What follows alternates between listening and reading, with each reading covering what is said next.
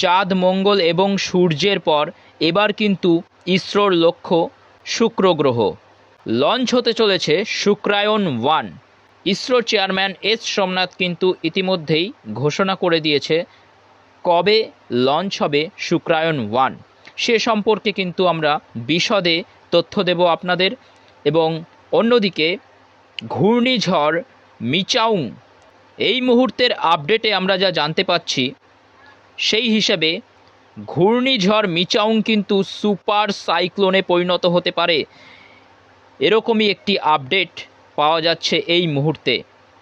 আপনারা দেখতে পাচ্ছেন 166-167 কিলোমিটার গতিবেগ রয়েছে ঘূর্ণিঝড় মিচাউংয়ের। সমস্ত তথ্য নিয়ে আসব। প্রথমে কিন্তু ওয়েদার আপডেট এবং তারপরে আমরা আসব শুক্র গ্রহ সম্পর্কে বিশদে তথ্য নিয়ে। তো চলে এসছি মিচাউং সাইক্লোনের ওয়েদার আপডেট নিয়ে। মিচাউং বা মিগজাউম, এই মুহূর্তে আমরা কিন্তু ECMWF ওয়েদার মডেল থেকে যেটি দেখতে পাচ্ছি, এরা দেখাচ্ছে এই মুহূর্তে মঙ্গলবার 5ই ডিসেম্বর বিকেল 5টা নাগাদ এই ঘূর্ণিঝড়টি অর্থাৎ মিচাউং যে ঘূর্ণিঝড়টি রয়েছে সেটি সুপার সাইক্লোনে পরিণত হতে পারে এবং গতিবেগ প্রায় 170 কিলোমিটারের কাছাকাছি থাকতে পারে। এই যে আমরা দেখতে পাচ্ছি 168, গতিবেগ 170-এর কাছাকাছি কিন্তু পৌঁছে যেতে পারে এবং অবশ্যই এটি একটি সুপার সাইক্লোন। এটি হলো ঘূর্ণিঝড় মিচাউংয়ের ECMWF ওয়েদার মডেল থেকে আপডেট। সোমবার 4 ডিসেম্বর 2023 নাগাদ GFS মডেল দেখাচ্ছে যে এই ঘূর্ণিঝড়টি অবস্থান করবে মায়ানমারের সিতোয়ে বন্দরের কাছাকাছি এবং অন্যদিকে বাংলাদেশের উপকূলের কাছাকাছি। বাংলাদেশের মহেশখালী, চট্টগ্রাম, চাকারিয়া এই সমস্ত স্থানের কাছাকাছি কিন্তু এই ঘূর্ণিঝড়টি অবস্থান করতে পারে। এটি কিন্তু GFS মডেল বলছে। অন্যদিকে ECMWF মডেল কিন্তু বলছে যে এটি দক্ষিণ ভারতের চেন্নাই, পুদুচেরি, নেল্লর এই সমস্ত উপকূলের কাছাকাছি অবস্থান করতে পারে।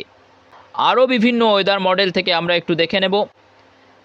ACCESS এই যে ওয়েদার মডেলটি রয়েছে, যে অস্ট্রেলিয়ান ওয়েদার মডেল, তারা দেখাচ্ছে যে এই ঘূর্ণিঝড়টি অবস্থান করবে ঠিক সেই ECMWF ওয়েদার মডেলের মতো চেন্নাই, পুদুচেরি, নেল্লর এই সমস্ত উপকূলবর্তী এলাকার কাছাকাছি। এটি 4 ডিসেম্বর 2023-এর আপডেট আমরা দেখছি। আরও একটি ওয়েদার মডেল যদি আমরা দেখি, ওয়েদার মডেল আইকন, তারা কি দেখাচ্ছে, এই জার্মানি ওয়েদার মডেল দেখাচ্ছে যে বৃহস্পতিবার 30শে নভেম্বর এটি একটি ঘূর্ণাবর্তে পরিণত হবে, যে নিম্নচাপ থেকে ঘূর্ণাবর্তে পরিণত হবে এবং এটি অবস্থান করবে শ্রীলঙ্কা থেকে কিছুটা পূর্বে। এরা দেখাচ্ছে 30শে নভেম্বর পর্যন্ত আপডেট এবং 30শে নভেম্বরে এটি একটি ঘূর্ণাবর্ত হিসেবে থাকবে, শ্রীলঙ্কার কিছুটা পূর্বে এটি অবস্থান করবে, এরকমই একটি আপডেট কিন্তু দিচ্ছে এই ওয়েদার মডেলটি। তো আমরা প্রথমে GFS ওয়েদার মডেলের ট্র্যাকিংটা একটু দেখে নেব। GFS ওয়েদার মডেল বলছে ঘূর্ণাবর্ত সেটি তৈরি হবে 29শে নভেম্বর বিকালের দিকে। 29শে নভেম্বর বিকালের দিকে এই ঘূর্ণাবর্তটি তৈরি হবে আন্দামান নিকোবর দ্বীপপুঞ্জের কিছুটা দক্ষিণ পশ্চিমে এবং তারপর ধীরে ধীরে এটি এগিয়ে যাবে মধ্য বঙ্গোপসাগর দিয়ে মায়ানমারের সিতোয়ে বন্দরের দিকে। এই যে আমরা দেখতে পাচ্ছি ট্র্যাকিংটা, ধীরে ধীরে কিন্তু এটা এগিয়ে যাচ্ছে মায়ানমারের সিতোয়ে বন্দরের দিকে এবং শেষমেশ এটি সোমবার 4 ডিসেম্বর বিকেলের দিকে অবস্থান করবে এই সিতোয়ে বন্দরের কাছে।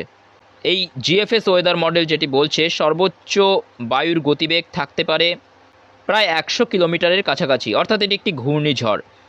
GFS মডেলের অনুযায়ী কিন্তু এই ঘূর্ণাবর্ত ঘূর্ণিঝড়ে রূপান্তরিত হবে, তবে সুপার সাইক্লোনে রূপান্তরিত হওয়ার কোনো সম্ভাবনা কিন্তু নেই।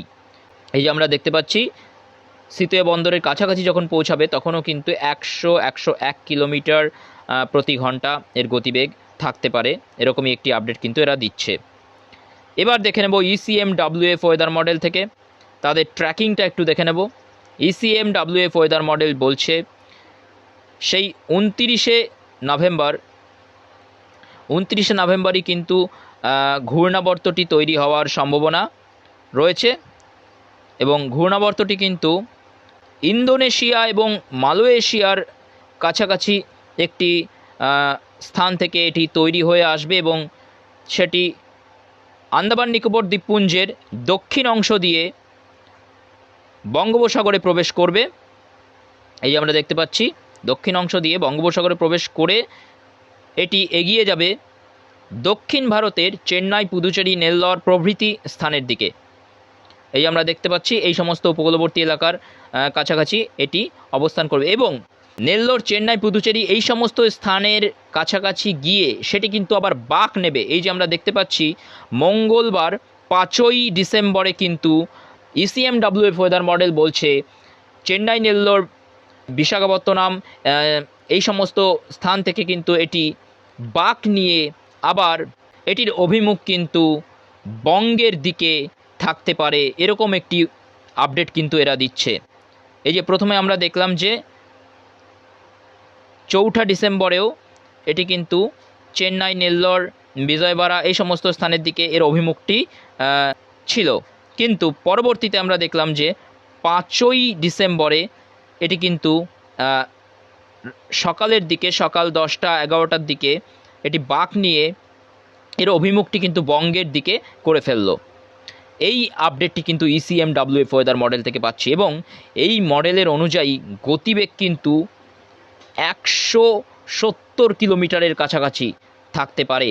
এই ECMWF ওয়েদার মডেল সবথেকে বিশ্বস্ত ওয়েদার মডেল, যেটি বলছে যে এর গতিবেগ কিন্তু 170 কিলোমিটারের কাছাকাছি থাকতে পারে, অর্থাৎ এটি একটি সুপার সাইক্লোনে পরিণত হতে পারে।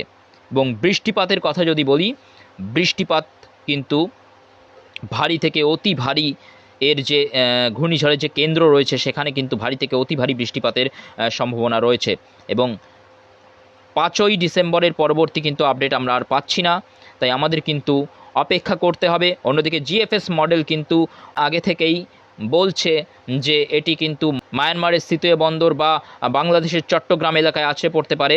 আবার অন্যদিকে ECMWF কিন্তু বলছে যে এটি কিন্তু দক্ষিণ ভারতের চেন্নাই, নেল্লোর, বিজয়বাড়া প্রভৃতি উপকূলবর্তী স্থানের দিকে এগিয়ে যেতে পারে এবং তারপর সেখান থেকে বাঁক নিয়ে বঙ্গের দিকে এটি আসতে পারে। তো আপাতত 5ই ডিসেম্বর পর্যন্ত আমরা আপডেট পাচ্ছি। তো এবার চলে আসি শুক্রায়ন 1-এর আপডেট নিয়ে। চাঁদ, মঙ্গল এবং সূর্যের পর এবার ইসরোর লক্ষ্য শুক্র গ্রহ। ইসরো এবার লঞ্চ করতে চলেছে শুক্রায়ন 1। প্রথমেই আমরা শুক্র গ্রহ সম্পর্কে খুব সংক্ষেপে জেনে নেব। রাতের আকাশে চাঁদের পর সবচেয়ে উজ্জ্বল জ্যোতিষ্ক হিসেবে আমরা এই গ্রহটিকেই দেখে থাকি। সন্ধ্যার আকাশে সন্ধ্যা তারা এবং ভোরের আকাশে শুকতারা রূপে। সৌরমণ্ডলে সূর্যের দ্বিতীয় সবচেয়ে কাছের গ্রহ হল এই শুক্র গ্রহ। শুক্র গ্রহ সূর্যের চারিদিকে এক পাক খেতে সময় নেয় প্রায় 225 ধরিত্রী দিবস। আয়তনের দিক থেকে এটি পৃথিবী থেকে কিছুটা ছোট। পৃথিবীর যেমন বায়ুমণ্ডল রয়েছে সেই রকম শুক্র গ্রহটিরও একটি বায়ুমণ্ডল রয়েছে, যা মূলত কার্বন ডাইঅক্সাইড গ্যাস দ্বারা পূর্ণ থাকে।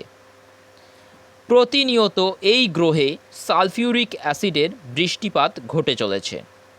এই গ্রহের গড় তাপমাত্রা প্রায় 464 ডিগ্রি সেলসিয়াস। ইতিমধ্যেই কিছু মহাকাশ গবেষণা সংস্থা শুক্র গ্রহের উদ্দেশ্যে মহাকাশযান পাঠিয়েছে। তার মধ্যে রাশিয়ার মহাকাশ গবেষণা সংস্থা, আমেরিকার নাসা, জাপানের জ্যাক্সা, ইউরোপিয়ান স্পেস এজেন্সি হলো অন্যতম। এখনও পর্যন্ত সব মিলিয়ে 46টি মিশন করা হয়েছে শুক্র গ্রহের উদ্দেশ্যে। এর মধ্যে প্রথম সফল মিশনটি হল নাসার 1962 সালের 27শে আগস্টের ম্যারিনার 2 মিশনটি। মিশনটি একটি ফ্লাইবাই মিশন ছিল।